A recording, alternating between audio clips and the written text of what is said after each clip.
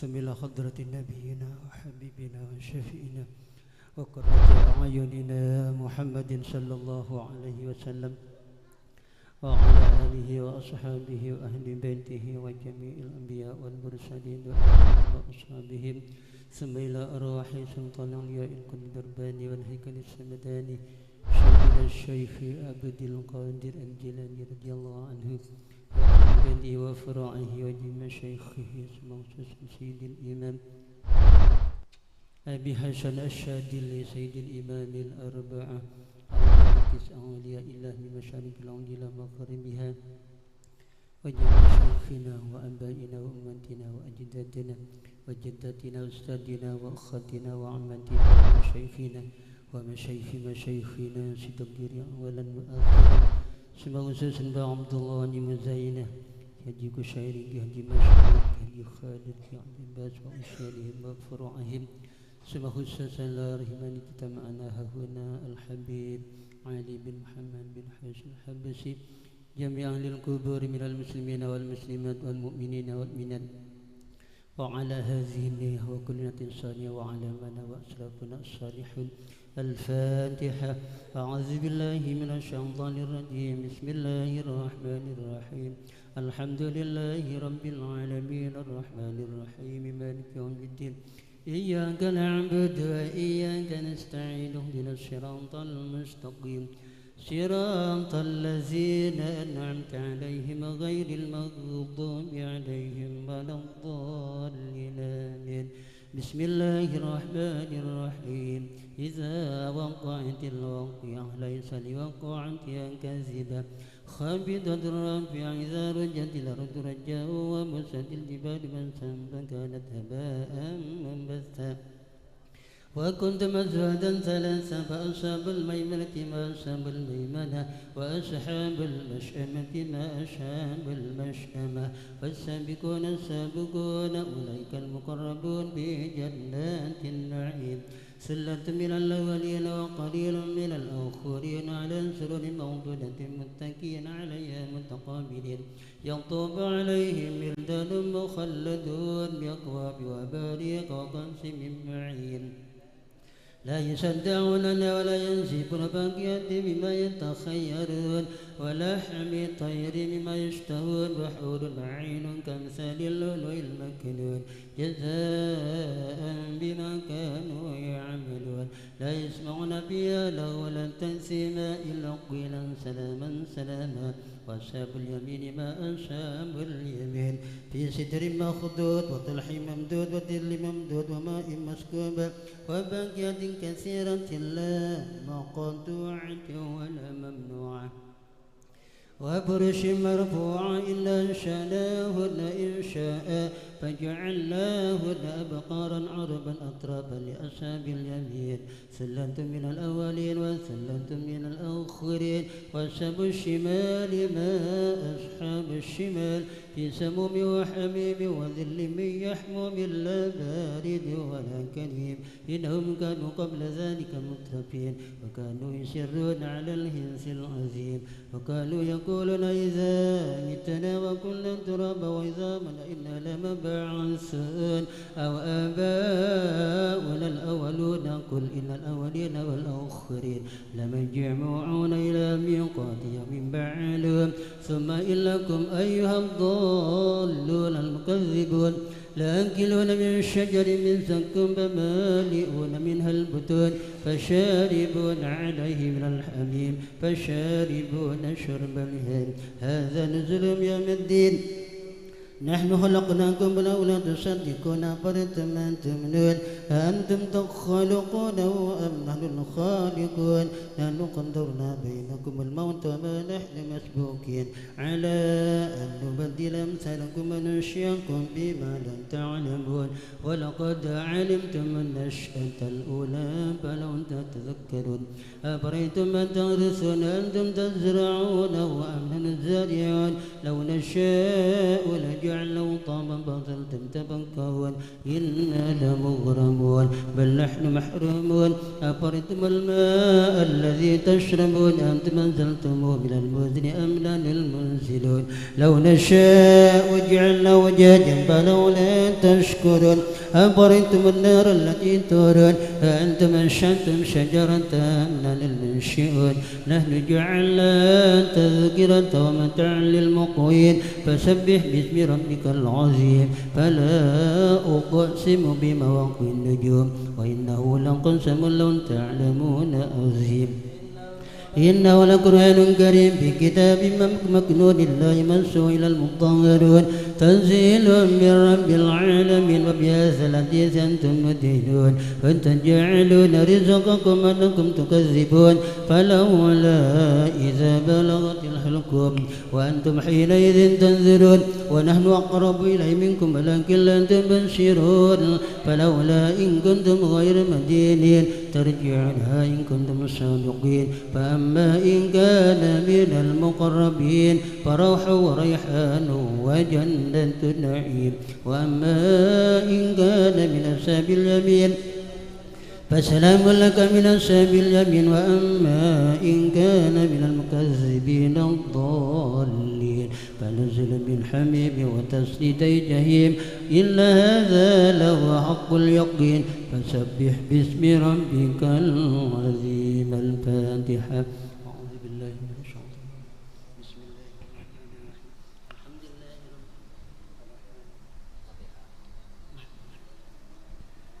الفاتحة ولنا ولكم يا حاضرون بقضاء حاجتنا وسؤالنا ومقصودنا وأمالنا ونيتنا عاجلا غير آجل ببركة الشهيد عبد القادر الجيلاني رضي الله عنه وبشفاعة رسول الله وعلى هذه النية وعلى هذه النية وكل صالحة وعلى من وأسلافنا الصالحون سيدنا الحبيب علي بن محمد بن حسين الحبشي الفاتحة.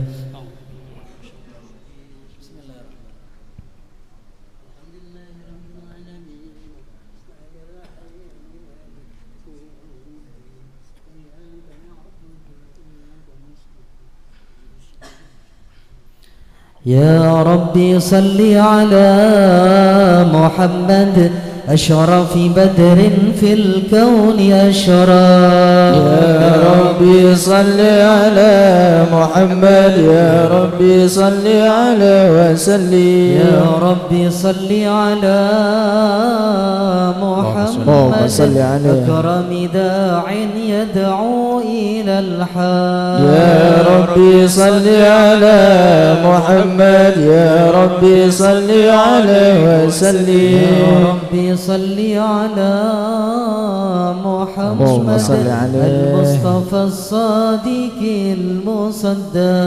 يا ربي صل على محمد يا ربي صل عليه وسلم. يا ربي صل على محمد أحلى الورى منطقا وأصداق. يا ربي صل على محمد يا ربي صل عليه وسلم. يا ربي صل على محمد أفضل من بالتقى تحقق. يا ربي صل على محمد يا ربي صل عليه وسلم. يا ربي صل على محمد من بالسخاء والوفاء تخلى. يا ربي صل على محمد يا ربي صل عليه وسلم. يا ربي صل على محمد واجمع من الشمل ما تفرق. يا ربي صل على محمد يا ربي صل عليه وسلم. يا ربي صل على محمد وسلم وسهل ما قد تعواك. يا ربي صل على محمد يا ربي صل عليه وسلم. يا ربي صل على محمد محمد وافتح من الخير كل مغلاق يا ربي صل على محمد يا ربي صل عليه وسلم يا ربي صل على محمد وآله ومن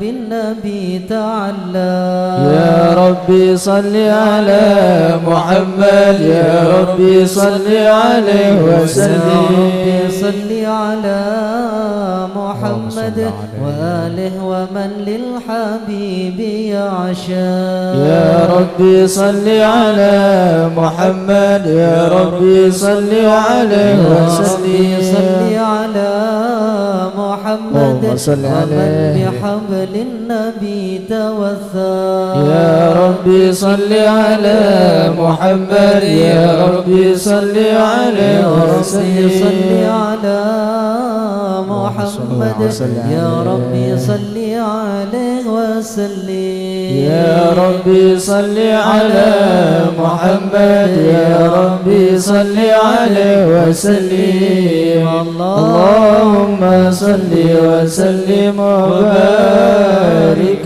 عليه. أعوذ بالله من الشيطان الرجيم. بسم الله الرحمن الرحيم. إنا فتحنا لك فتحا مبينا ليغفر لك الله ما تقدم من ذنبك وما تأخر ويتم نعمته عليك ويهديك صراطا مستقيما صلى الله عليه نصرك الله نصرا عزيزا لقد جاءكم رسول من أنفسكم عزيز عليه ما عنتم حريص عليكم بالمؤمنين رؤوف رحيم فإن تولوا فقل حسبي الله حسبي الله لا إله إلا هو عليه توكلت وهو رب العرش العظيم. إن الله وملائكته يصلون على النبي يا أيها الذين آمنوا صلوا عليه وسلموا تسليما. اللهم صل وسلم وبارك عليه. السلام عليك زين الأنبياء السلام عليك السلام عليك زين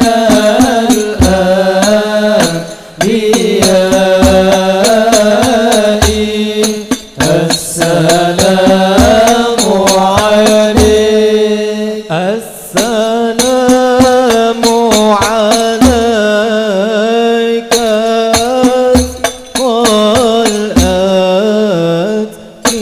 والأتقياء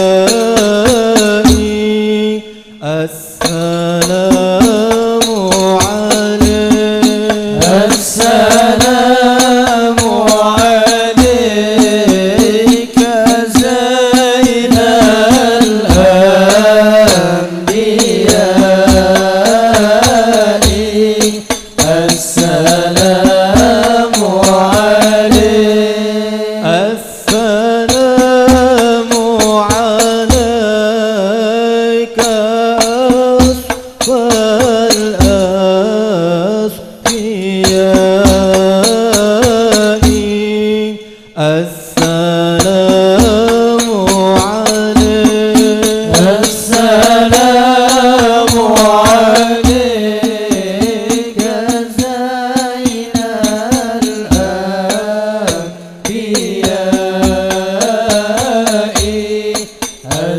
السلام عليك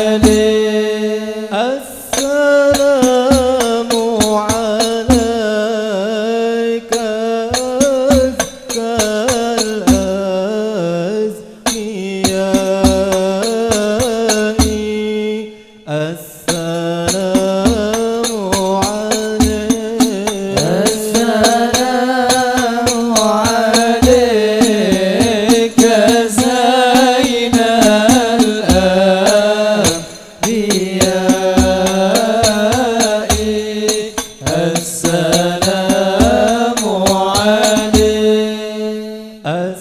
السلام عليك زين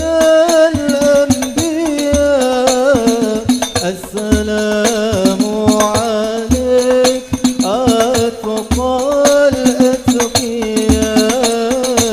السلام عليك زين الأنبياء السلام عليك أتقى الأنبياء السلام عليك من رب السماء السلام عليك دائم بلا انقضاء السلام عليك أحمد يا حبيبي السلام عليك السلام عليك السلام عليك زين الأنبياء السلام عليك أتقى الأنبياء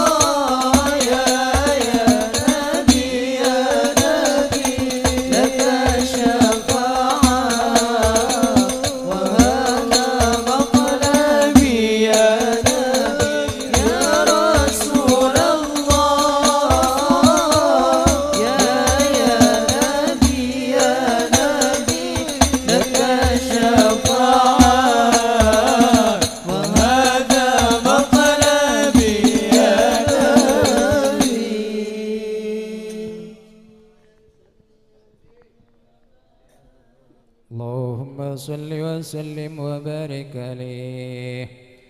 بسم الله الرحمن الرحيم.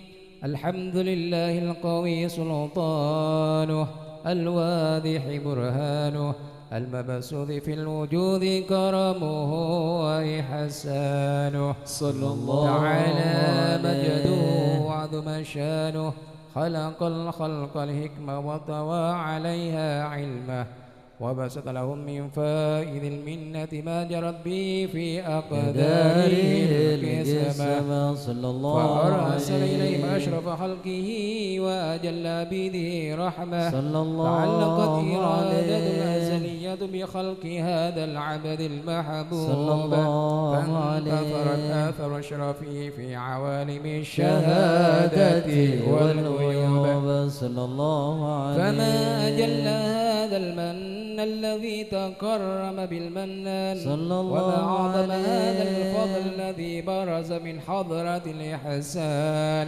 سورة كاملة ظهرت في هيكل محمود، صلى الله فتعطرت عليه بوجودها أكناف الوجود، وترزت برد العوالم بطراز التكريم.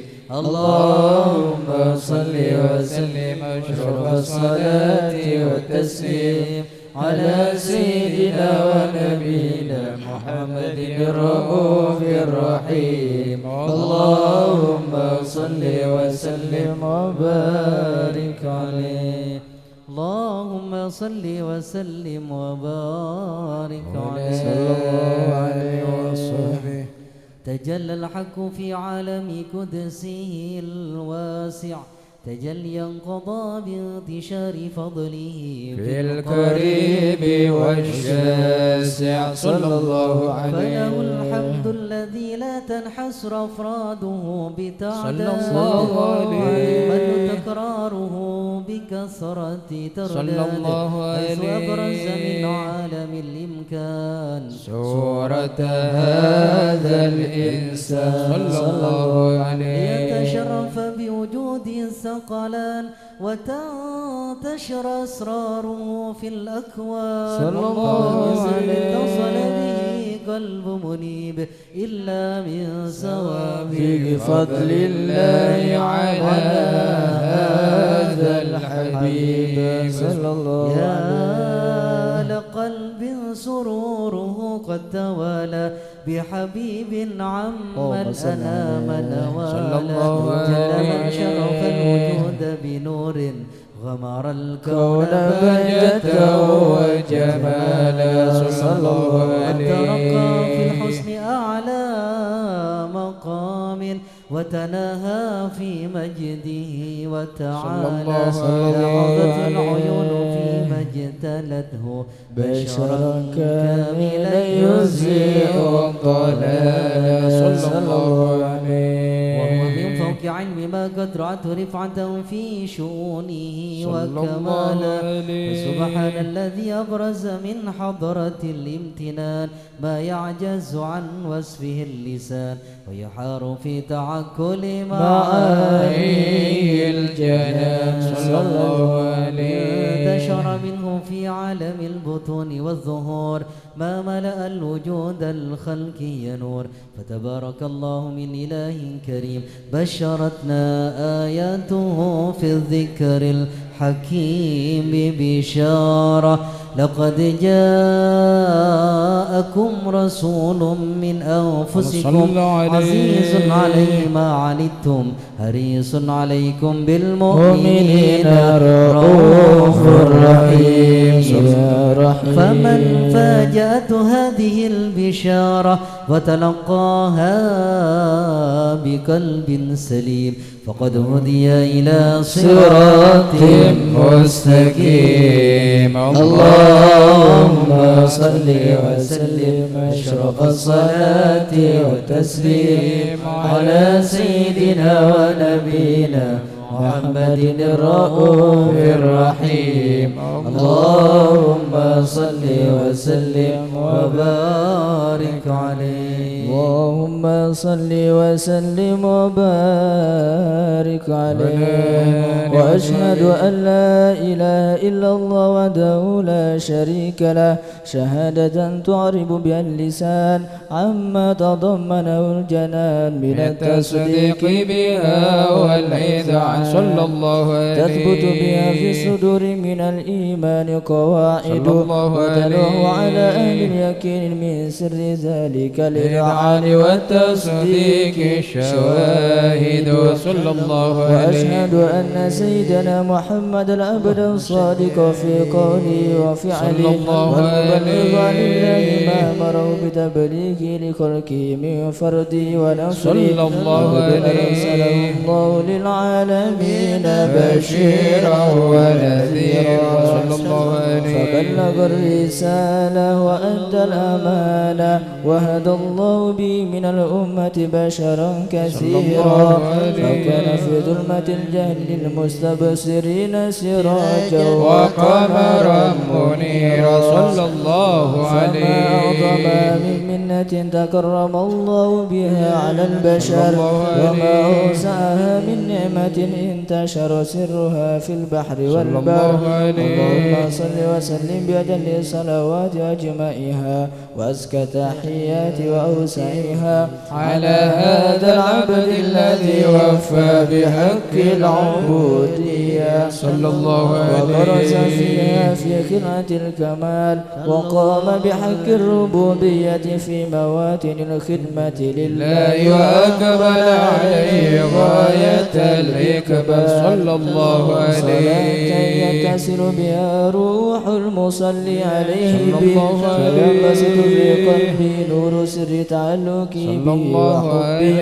ويكتب بها بعناية الله في حسبه وعلى آله وصحبه الذين ارتقوا صهوة المجد بكرمه صلى الله عليه وتفيأوا ظلال أشرف الأصلي بودي وحبي ما أطر الأكوان بنشر ذكراه النسيم اللهم صل وسلم أشرف الصلاة والتسليم على سيدنا ونبينا محمد الرؤوف الرحيم اللهم صل وسلم وبارك عليه اللهم صل وسلم وبارك على آله وصحبه أما بعد فلما تعلقت إرادة الله بالعلم القديم صلى الله عليه بظهور أسرار التخصيص للبشر الكريم صلى الله عليه بالتكريم والتكريم صلى الله عليه القدرة الباهرة بالنعمة الواسعة والمنة الغامرة صلى الله عليه التصوير في العالم المطلق الكبير صلى الله عليه مشهود بالعين هاوي لوصف الكمال المطلق والحسن التام والزين صلى الله عليه تنقل ذلك الجمال الميمون في الأسلام الكريمة والبطون صلى الله عليه إلا وتمت عليه من الله النعمة صلى الله عليه وهو القمر التام الذي يتنقل في بروجه ليتشرف بموطن استقراره وموضع صلى الله عليه وقد قدت الأقدار الأزلية بما قدت وأظهرت من سر هذا النور ما أظهرت وخصصت به من خصص صلى الله عليه فكان مستقره في الأنصلاب الفاخرة والأرحام الشريطة الطاهرة حتى برز في عالم الشهادة بشرا لك البشر صلى الله عليه حير الأبكار زوره وبهر صلى الله عليه الراقم لهذه الحروب بأن يركم في هذا القرطاس ما هو لديه من عجائب بذلك النور معروف صلى الله عليه كانت الألسن لن تفي بعشر الأقدار يوصى بذلك المنصور صلى الله عليه تشريفا للسامعين من خواص المؤمنين وترويحا متعلقين بهذا النور المبين صلى الله عليه تعرب الأقلام عن شؤون خير الأنام صلى الله ولكن عليه تدوين ما هبتم يشرب المخلوق صلى الله عليه وما أكرم الله به في مولده من الفضل الذي عم العالمين صلى الله عليه في الكون منشورة على مر الأيام والشهور والسنين صلى الله عليه فالتعلق بهذه الحضرة الكريمة ولاعج التشوق إلى سماع أوصافها العظيمة ولعل الله ينفع به المتكلم والسامع آمين ويدخلني بشفاعة هذا النبي الشافع آمين بروح ذلك النعيم اللهم صل وسلم أشرف الصلاة والتسليم على سيدنا ونبينا محمد الرؤوف الرحيم اللهم صل وسلم وبارك عليه.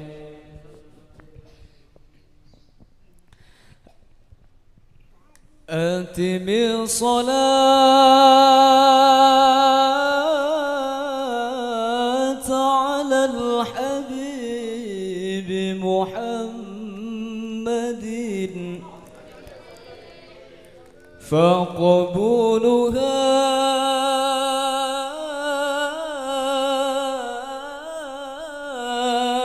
فقبولها حتما بغير تردد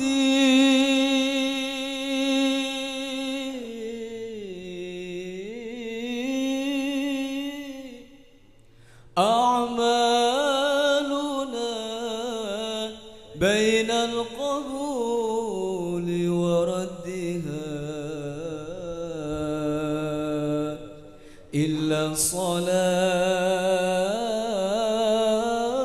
الصلاة إلا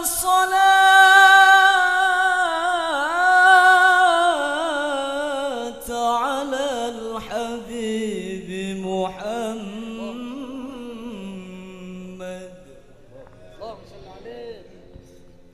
صلاة الله والسلام على من أوحي القرآن صلاة الله والسلام على من أوحي القرآن وأهل بيته الكرام وصحبه ذوي القرآن وأهل بيته الكرام وصحبه ذوي القرآن صلاة الله وسلام على من أوحي القرآن صلاة الله وسلام على من أوحي القرآن وأهل بيته الكرام وصحبه ذوي القرآن وأهل بيته الكرام وصحبه ذوي القرآن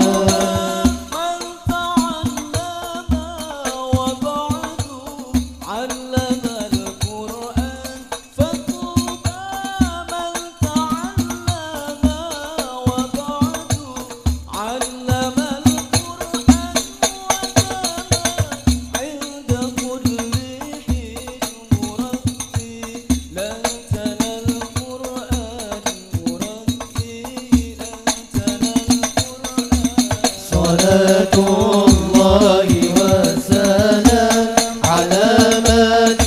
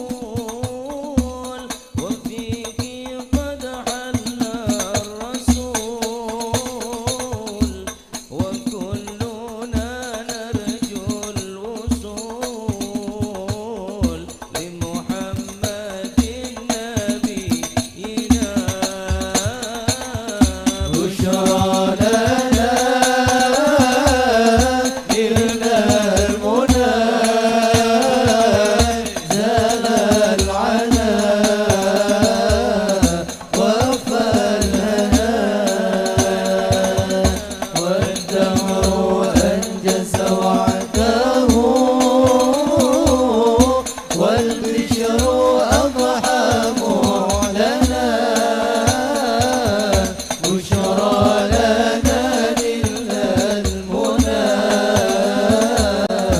زال العنا وفرهنا روضة الهادي الشفيع وصاحبيه والبقيع يا روضة الهادي الشفيع وصاحبيه والبقيع اكتب لنا نحن الجميع زيارة لحبيبنا بشرى لنا نلنا المنى زال العنا وفى الهنا والدهر أنجز وعده والبشر أضحى معلنا بشرى لنا نلنا المنى زال العنا وفى الهنا سلم يا سلام على النبي ماحي الظلام صلي وسلم يا سلام على النبي ماحي الظلام والآل وصحبه الكرام ما أنشدت بشرى لنا بشرى لنا نلنا المنى زال العنا وفى الهنا والدهر أنجز وعده والبشر أضحى معلنا بشرى لنا نلنا المنى زال العنا وفى الهنا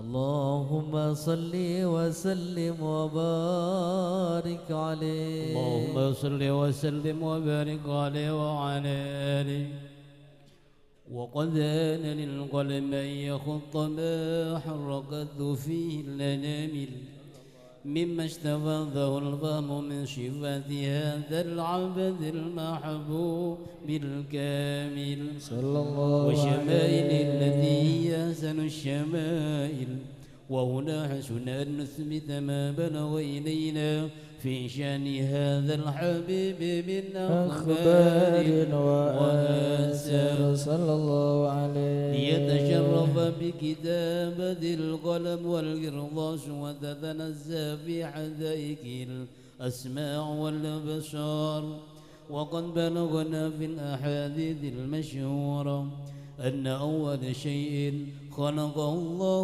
والنور المودع في هذه السورة صلى الله عليه فنور هذا الحبيب أول مخلوق برز في العالم ومنه تفرع الوجود خلقا بعد خلق فيما حدث وما تقادم وقد أخرج عبد الرزاق بسنده عن جابر بن عبد الله الأنصاري رضي الله عنهما قال قلت يا رسول الله بأبي وأمي أخبرني عن أول شيء خلقه الله قبل الأشياء قال يا جابر إن الله خلق قبل الأشياء نور نبيك محمد صلى الله عليه وسلم بالنور صلى الله عليه ورد من حديث أبي هريرة رضي الله عنه أنه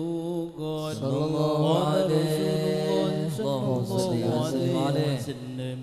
كنت أول النبيين في الخلق وآخرهم في البعث صلى الله عليه. وقد تعددت الروايات بأنه أول الخلق وجودا وأشرفهم مولودا صلى الله عليه.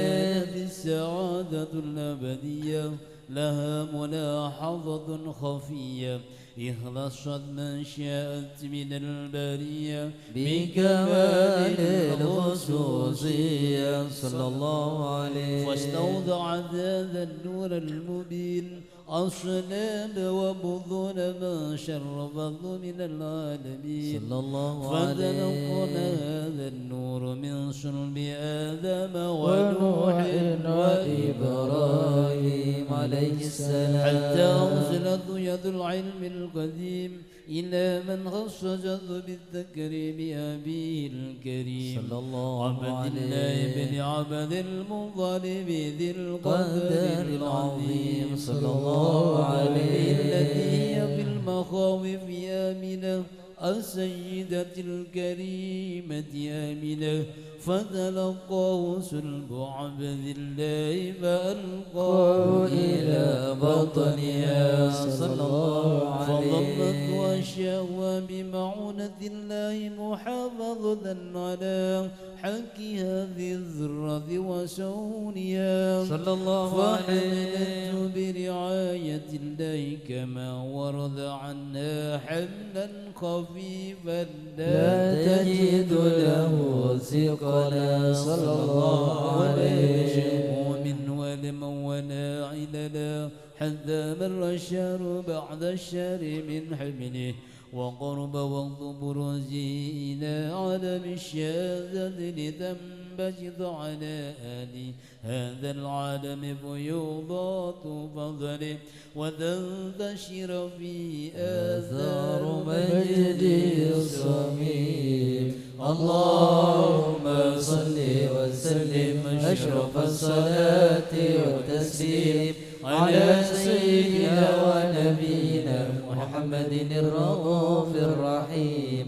اللهم صل وسلم وبارك عليه. اللهم صل وسلم وبارك عليه الله وبارك عليه. في هذه الدرة المكنونة والجورة المسونة والقول كله يصبح يمسي في سرور وبهجة صلى الله عليه. هذا السراج والعيون متشوفة إلى بروزه متشوقة إلى التقاط جواهر كنوزه صلى الله عليه. وكل دابة لقريش نطقت بفصيح العبارة مهلة بكمال البشارة وما من حامل حملت في ذلك العام إلا أتت في حملها بغلام من بركات وسعادة هذا الإمام صلى الله عليه. السماوات متضمحة بذل الفرح بملاقاة أشرف البريات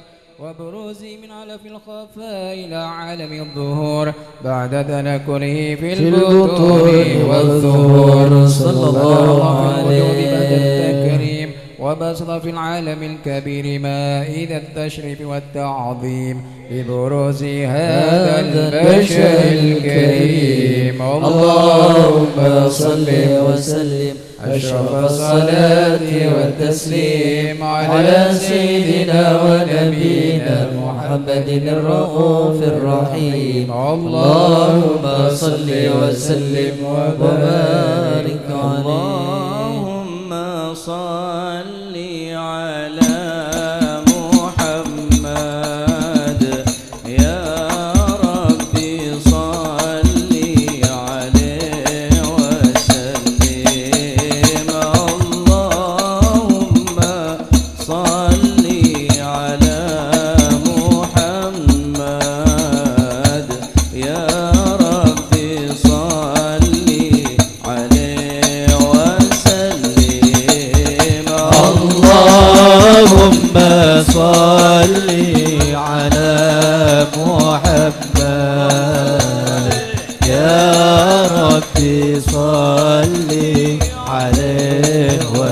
وسلم اللهم صل على محمد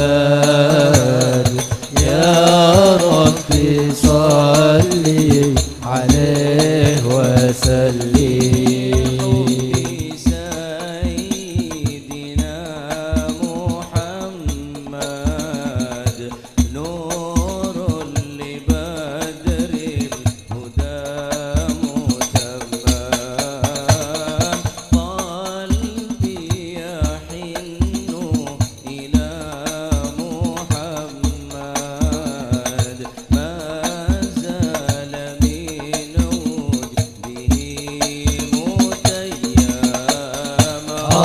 اللهم صل على محمد يا ربي صل عليه وسلم اللهم صل على محمد يا ربي صل عليه وسلم المحب إلى محمد عافناه ثم فيه تهيأ في الحشر شافعنا محمد منجي الخلائق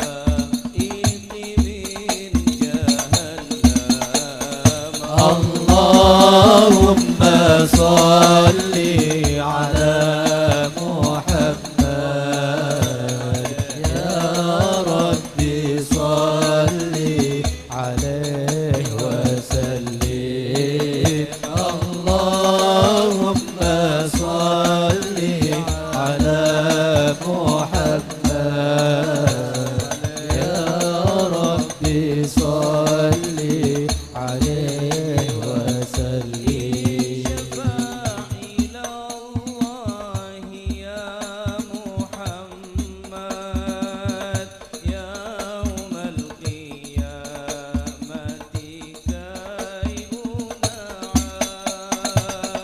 أرجو شفاعة من محمد لو كنت أرتكب المحرم اللهم صل على محمد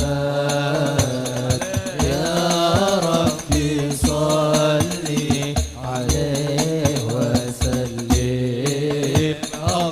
اللهم صل على محمد يا ربي صل عليه وسلم لي حبيب سوى محمد ما زال من وجده متيم قلبي يحن إلى محمد ما زال من وجده متيم اللهم صل على محمد يا ربي صل عليه وسلم اللهم صل على محمد يا ربي صل عليه وسلم الحشر شافعنا محمد منجي الخلائق من جهنم ميلاد سيدنا محمد أم القرى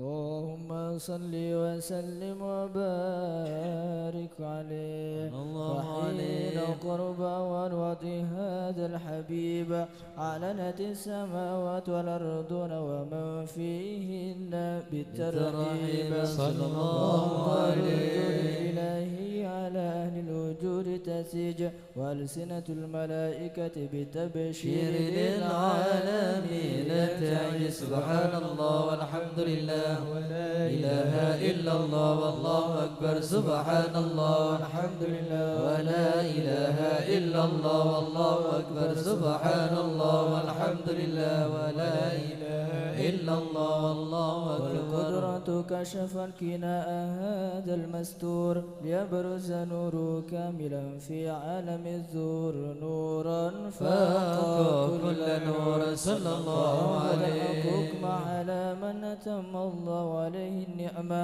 صلى الله عليه الأمة يقدر عند وضعه أمة تأنيسا لجناب المسعود ومشاركة لها في هذا السمات الممدود. صلى الله عليه بتوفيق الله سيدة مريم وسيدة آسيا ومعهما من الحور العين من قسم الله له من الشرف بالقسمة الوافية. فأتى الوقت الذي رتب الله على حضوره وجود هذا المولود. صلى الله عليه فلق أصبح الكمال من النور عن عمود وبرز الحامد المحمود مذعنا لله بالتعظيم والسجود. صلى الله محمد صلى الله عليه وسلم. صلى الله على محمد صلى الله عليه وسلم. اللهم صل على محمد ومولانا محمد. Hadiraki Rasulullah, pekerong ke Rasulullah, pekhusyuk, pemantap segala hajat-hajat sahabat dalam atih. Asyraqal kaunu btihajan biwujudil Mustafa Ahmad wa li ahlil kauni unsur ya Rasulullah.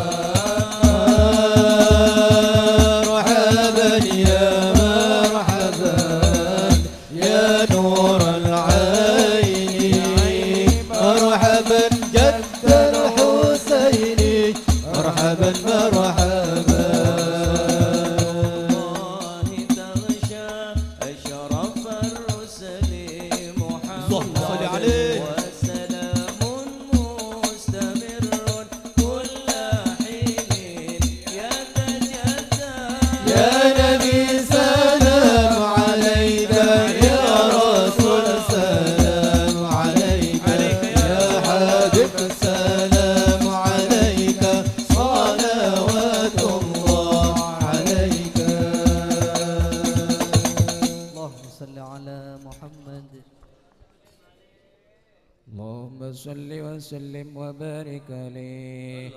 وحين برز صلى الله عليه وسلم من بطن أمه برز رافعا طرفه إلى السماء موميا بذلك الرفع إلى أن له شرفا على مجده والسماء. وكان وقت مولد سيد الكونين من الشهور شهر ربيع الأول ومن الأيام يوم الاثنين ومولد ولادة وقبر بالحرمين. وقد ورد أنه صلى الله عليه وسلم ولد مخطولا مكحولا مبتوعا صلى الله عليه وسلم وولد ذلك الأشرف عند الله عيد القدرة.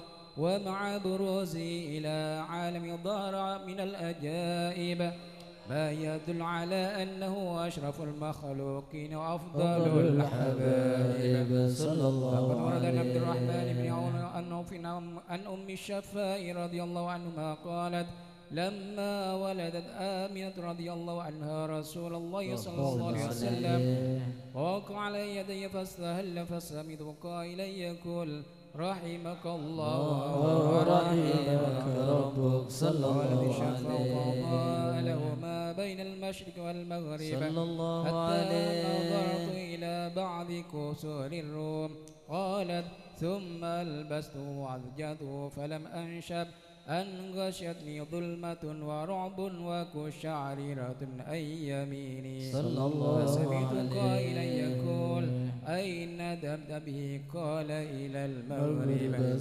وأصرف ذلك عني ثم عاودني الرعب والظلمة والكشعريرة أن يساري فسمعت قائلا يقول أين ذهبت به قال إلى المشرق صلى الله عليه وسلم قالت فلم يزل الحديث مني على بال حتى بعثه الله فكنت من أول الناس إسلاما. وكم ترجمت السنة من عظيم المعجزات وباهر الآيات البينات بما يقضي بعظيم شرف عند مولاه وأن عيني إلى يدي في كل حين ترعى وأنه الهادي إلى الصراط المستقيم. اللهم صل وسلم أشرف الصلاة والتسليم على سيدنا ونبينا محمد الرؤوف الرحيم. اللهم صل وسلم وبارك عليه. بسم الله الحمد لله والصلاة والسلام على رسول الله سيدنا ومولانا محمد بن عبد الله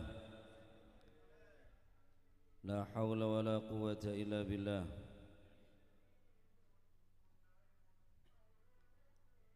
رضي الله عنكم وقال رضي الله عنه سئل علي بن أبي طالب كرم الله وجهه ورضي الله تعالى عنه وأرضاه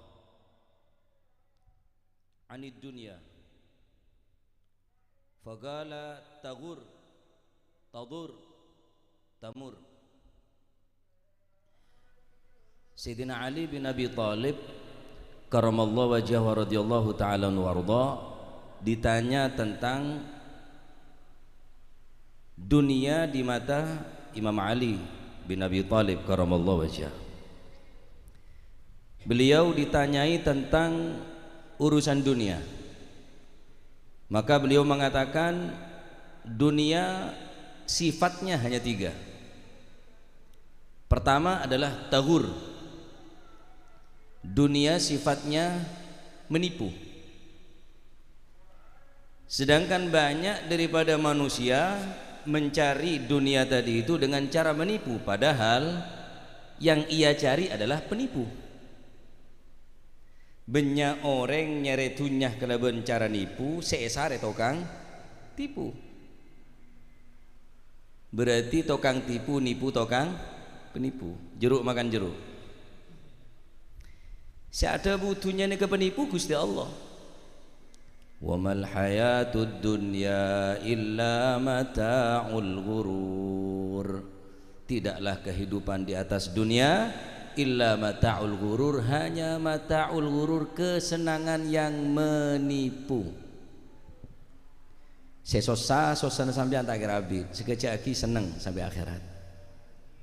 Sebunga pak enggak cek ngabunga melolo, takut nemu sosa ning akhirat, karena mon sosa ning akhirat tak nemu bunga seterusnya. Naudzu. Kemudian banyak orang yang mencari dunia tadi itu dengan cara sibuk mengejar dunia, padahal orang tersebut dikejar oleh kematian. Nabeng dunia padahal orang yang nabeng etah benggia. Orang nabeng dunia bener larang alako, silahkan bekerja. Deki bujur ngacung pian tak beng tetabeng dunia. Nero kiai, baca kiai tero tak alako. Cek kiai onjengan dia. Kemo kiai tak alako. Kelar mele motor, ring beda saya ngonceng, mon kakek siapa sih ngonceng? Banyak orang nabeng dunia, padahal saya nabeng ini kayak tabeng kia. Saya nabeng napa? Mate. Banyak orang saya mencari dunia dengan cara menipu, padahal saya sare tokang tipu. Banyak orang saya mengejar dunia, padahal saya ngejar kejar kia bang tabengan. Dia tak kira menang di sambil. Nyari ke gunung, etabeng, nyari tase, etabeng, nyari ke kota, etabeng, tak kira lepas, karena kematian mereka ingat jeng bejengan kulit sambian. Nah, maka Sayyidina Ali Adabu, tagur, penipu, maka tore, nyari setak nipu akhirat, sekekal abadi, la aisha illa aisyul akhirah. Tidak ada kehidupan yang abadi, kekal abadi, melainkan kehidupan di alam akhirat. Mun saumpamana orang gila beng nabeng sampai soko kebe cetak kebe soko, tak bisa nambahin, tak bisa ngurangin, setiap pun dah berdepan tuman dari Gusti Allah. Kerja keras nikah hanya sekedar usaha, senantuaki benih kerja Allah. Innallaha huwar razzaqu dzul quwwatil matin. Ini mungkin musibah bala ngak nikah karena sampean pun tak beng nabeng saya kekal abadi. Hanya beng nabeng saya sifat menipu. Itu buaki al-Imam itu buaki sababun min asbabi nuzulil bala wal masaib qillatul bakka'in fi jawfil lail. Di antara sabab-sabab de tengah balak ben musibah terjadi ni kan. Ane ke benih cuma salan orang saya maksiat bayi, salan ku lebih sambian. Saya yang kep santre, saya yang kep orang saya soleh, ternyata tak nangis tengah malam. Qillatul bakka'in, tak patah ada orang nangis tengah malam pun. Saya nangisin umat, saya minta aki sepora, saya teti sompat temur karena Gusti Allah al-bakka'in, orang sebanyak nangis. Neka sigat mubalaghah, bakka orang sebanyak nangis. Mon buka aneka nangis, tapi mon bakka selalu nangis, selalu nangis. Tambah abid, semakin jarang, semakin. Nah boleh makin begadang ya piala dunia. La mikir gempa bumi, wala mikir Semeru, la mikir sebede apa? Cianjur, banjir bandang dan sebagainya. Tak peduli pun anak ate kulit sampean, sepenting benengko. Sababun min asbabi nuzulil bala wal masaib qillatul bakka'in fi jawfil lail. Tak pati beda orang cek ke tengah malam pas nangis asujud sampai becah tempat sujud tu. Tak pati beda.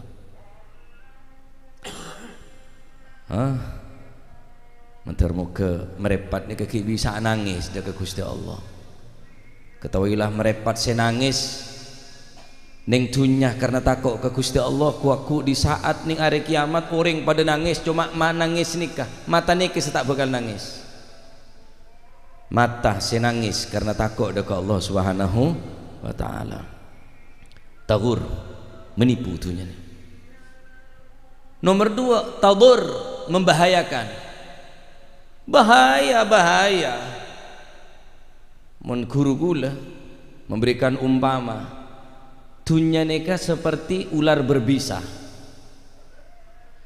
Ketika orang ini tak mampu menjinakkan ular kobra sejelas akan mengeluarkan racun daripada mulutnya, maka mun benih pawang olar jelas patok olar ki bahaya mate. Sek kebeteraki kulit sampeyan ketakok mati iman lopah ke akhirat. Mangkana silahkan alako kengcek sampai laku kulit sampeyan ke menghalang-halangi ibadah ke Gusti Allah sing ke madarat, dunyana madarat. Dunyana madarat, tadur madarat. Nomor 3 tamur, tagur, tadur, tamur. Dunyana cuma ngambung lebet, ikhwani sekejap. Hanya ngampung lebet, orang ngampung lebet berapa sih sekejap? Paling amit lebet tamur kiamat ancur kabeh nika gunung letu tasik dumpa lange rebu kabeh ancur kabeh dunyane tamur sekekal abadi cuma akhirat. Amal ibadah, bacaan Al-Qur'an, bacaan sholawat, zikir, nangis dekat Allah Subhanahu wa taala. Al-Qur'an saya baca Masya Allah ya. La ilaha illallah la yallah binadrah minal ainir rahimah tudawi kullama bi min amradin saqimah. Karena banyak penyakit di dalam ateh kul panjenengan sehingga seakan-akan tusar dalam mesti sepura. Karena banyak penyakit di dalam ateh kul panjenengan sehingga seakan-akan pasteh masuk surga mesti hisab kelaban hisaban seringan. La ala yallah binadrah minal ainir rahimah tudawi kullama bi min amradin saqimah. Kulit sampai neka sake tandi eber di akhirat tandi eber sake. Orang tahu orang sake mbak beri gule benih gule tak nyaman orang sake. Beri sate tak nyaman benih sate tak nyaman tak lezat orang sake tak nyaman eber tandi rasa. Kulit sampai ini tadi berakhirat sakit berjamaah, ketinggalan berjamaah tak bingung, ketinggalan wirid tak bingung, ketinggalan Al-Quran tak bingung, sakit malu ring sakit tak nemu rasa. Karena dinto wis cek gelem tertipu akhirat salah melarat ning tunya ki melarat tak boleh kok ning akhirat tak tahu bukti tireng melarat mbiar. Salah melarat ki melarat boleh 2 kali. Iya kakek engkau apa mau engkau lah ketilan-tilan melarat mestinya gawe kesempatan nganggur Al-Quran nganggur sholawat ngak-ngakan telok saya patah tagur tadur tamur menipu membahayakan hanya lewat dunyane saya cintai kulit sampeyan ancur kabeh aku kamu saya kekal abadi saya gawe sedekah gawe santunan anak yatim nyombong gereng sake bantu masjid bantu mushola sedekah kul mancenane kesemanfaat insyaallah entar muga sedaja dadi ilmu semanfaat ate sesake paling sehat walafiat barokah majelis maulid barokah sholawat sedaja hajat dunya hajat akhirat pagampang dening Allah Subhanahu wa taala amin Allahumma amin amin Allahumma amin.